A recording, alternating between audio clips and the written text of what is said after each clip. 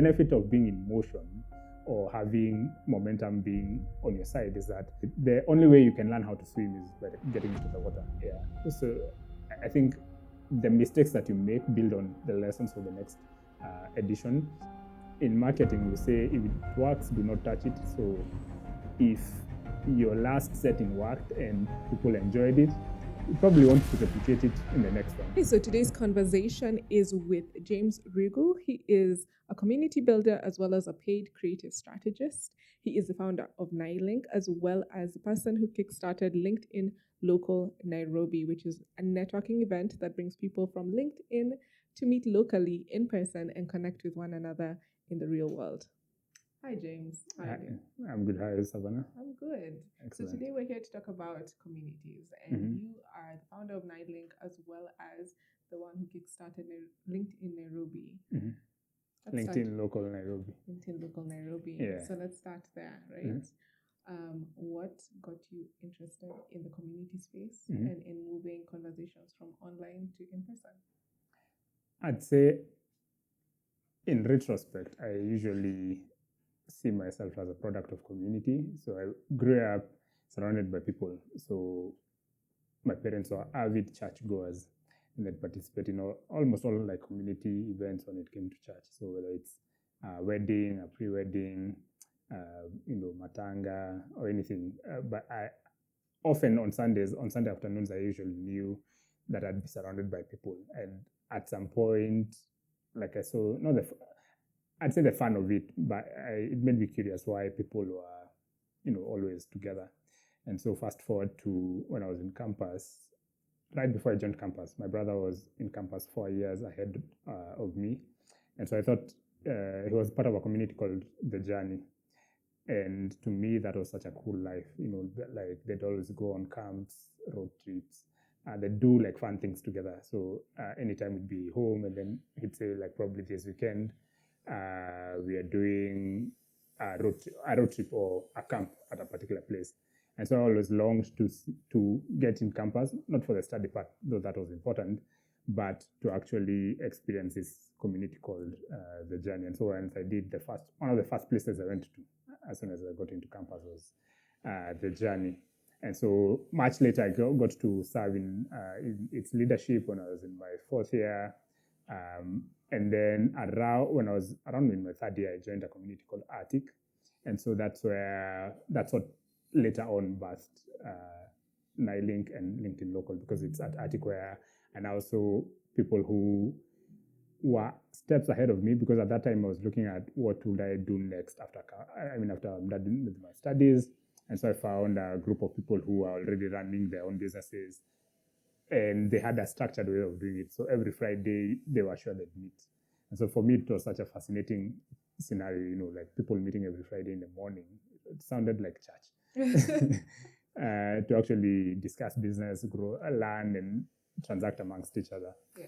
And so one of the people I met then, that is called Innocent, that was in 2023. And so, we grew together, grew the conversation, grew the friendship. And then in 2025, he sent me a DM, like there are these guys doing LinkedIn Local in Nigeria. Could we figure out how we can do it here? And so at this particular point, I had served 2 years in leadership for Arctic. So I had sort of like seen how community forms, how community evolves, and how community sort of like returns. So like the entire aspect of community had been immersed in it for around 3 years at that particular time. And so I was very confident if it's bringing people together, that we can easily do. And then at that particular point, one of my biggest questions was, how do I tap into the power of my network? Because I had quite a decent one. Also, another community I didn't mention is the Old Boys Club of the high school I went to, which was another phenomenal community where you have like cross-generational conversations, guys who finished school in 1970, 1980, way before you were even born, but then you can have like conversations over things that are mutual between the both of you.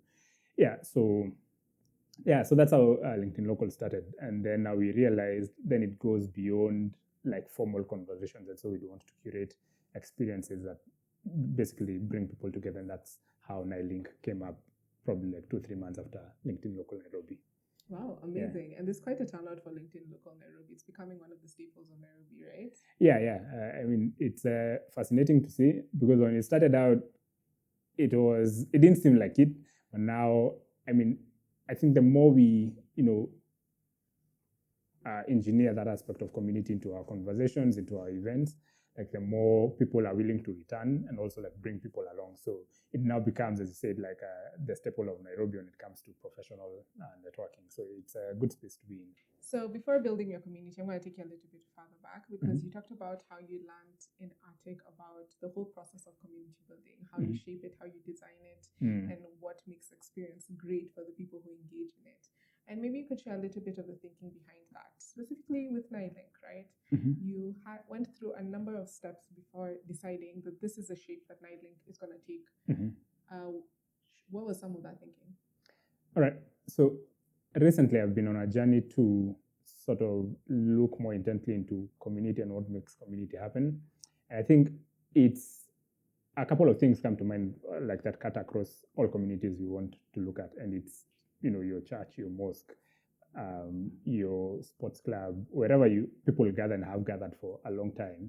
There are a couple of things that make it happen. One, of course, there are people who share in values. So it could be professional networking for LinkedIn Local. It could be business for Arctic. It could be your spiritual values for your church or mosque, etc. And then now there is a regular cadence at which people meet. So you could be sure, like for Arctic, every Friday guys will meet, for church every Sunday or Saturday, or for your mosque every Friday people will meet.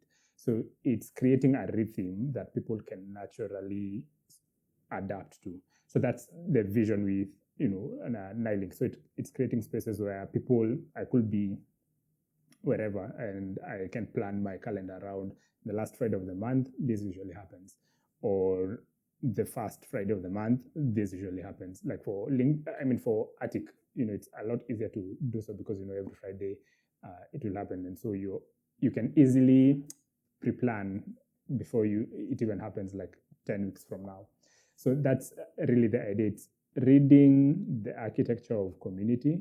One, in terms of shared value, people must have a common interest in what's going on. And then two, how often people meet, and not only how often, but like the rhythm. So is it monthly? Is it bi-weekly? Is it on a particular day? Is it, even the place as well? It really does matter, because the thing with community, you do not want to move people around quite much. So it's a time, place, the values people share. And yeah, so that's what we are looking at in terms of like really building NiLink and the spaces that will then emerge from NiLink. It's finding, if you guys are interested in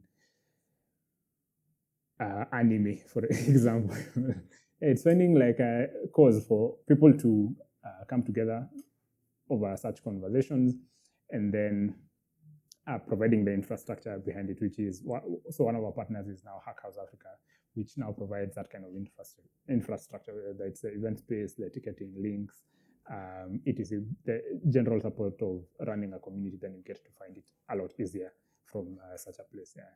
Okay, so you've talked a lot about the architecture of the community and partners that you walk alongside you in shaping the culture and the experience of the community.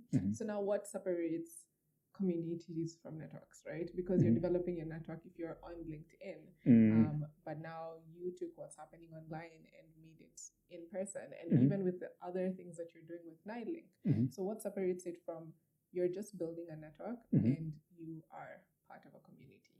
How I'd basically, looking at it, if I were to split them into two, if I were building a network, I'd sort of like cast my darts in the dark, because you attend an event, you shoot for 100 people, you probably find 10 you align with, and then that's it for you. Then there's now the aspect of follow-up. You're not very sure you might ever meet them again. So like that becomes, I think there's a lot more effort that goes into tending for a network, because it's not only finding people while they're still in a rushy mode. So you have probably like 10 minutes to talk to a person, for example. And then after that, you set a meeting, might or might not happen depending on how keen you are in following up.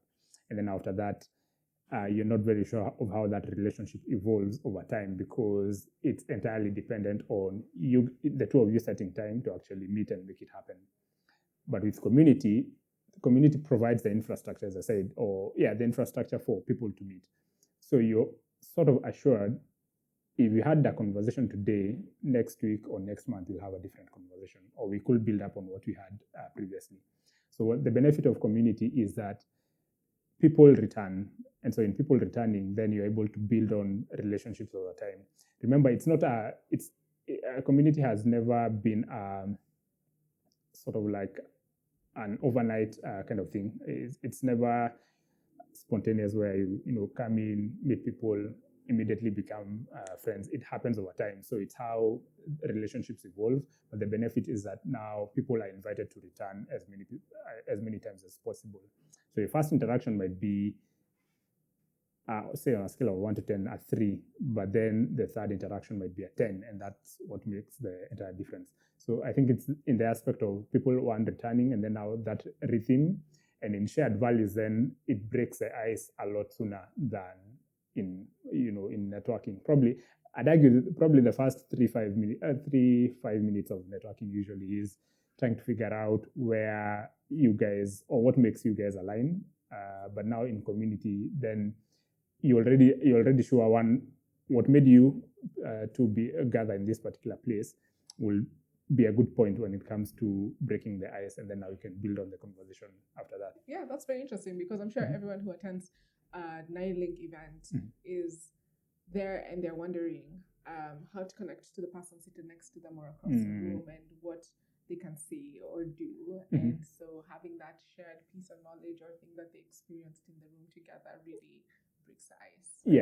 Yeah. And then, there's a piece I wrote on serendipity like a week ago. And the argument here is, one of the arguments in that piece is that, there are two ways of approaching things. It's the analogy I usually give now, since last week, is that we all remember that scene in a movie where, two guys are walking, a lady and a guy are walking towards each other, probably the lady's carrying books, and then they mistakenly hit each other, and then the books fall. And then there's that moment between both of them reaching out to pick the books. Yeah. And then the conversations or a happy ever after that now happens after that. The alternative or the other side could be, the two of them walk towards each other, hit each other, and then one decides to walk away, and then the other one picks the books and leaves. But then there's nothing that forms after that. So now the invitation in community usually is, even in the little moments, when could be like such an incident where it's an accident that happens, and then you deliberately choose to engage the person at that particular point, and then a happy ever after of different sorts gets to form. But that's the promise of being keen on such moments to actually create more out of that particular moment. It's having your mind where your feet are, or something of the sort, in recognizing the moments that actually matter and making the most out of them. That's a lot to keep in mind because you are walking into the room deciding that you're going to connect to the people in that room and making it a conscious, not just a conscious decision, but being intentional, I suppose. Yeah. And it's all, I think the foundation of it all is curiosity, which my argument will be every human being is endowed with different regions of curiosity, but each of us is endowed with a bit of curiosity. So it's asking, what will make you wear an orange shirt, for example. Is it orange your favorite color? Will it be that it was the only thing in your closet? Could it be could it be that it's hot outside and then you just choose an easygoing feel? But then there's a conversation that's likely to emerge from that. So it's looking at I think it's entirely rooted in curiosity, looking at why does someone do what they do? Yeah, or why did someone end up in LinkedIn Local, for example? Like, if the next conversation we're having it's about tax, and the easiest way for me, I'd say, to connect with people in the room will be, I'd be curious as to why are you in a conversation around tax? Is it because you're running a business and you're trying to figure that out before the 30th of the month? Is it that now you're in professional work and then you're trying to, jump into business and it's mapping out your landscape?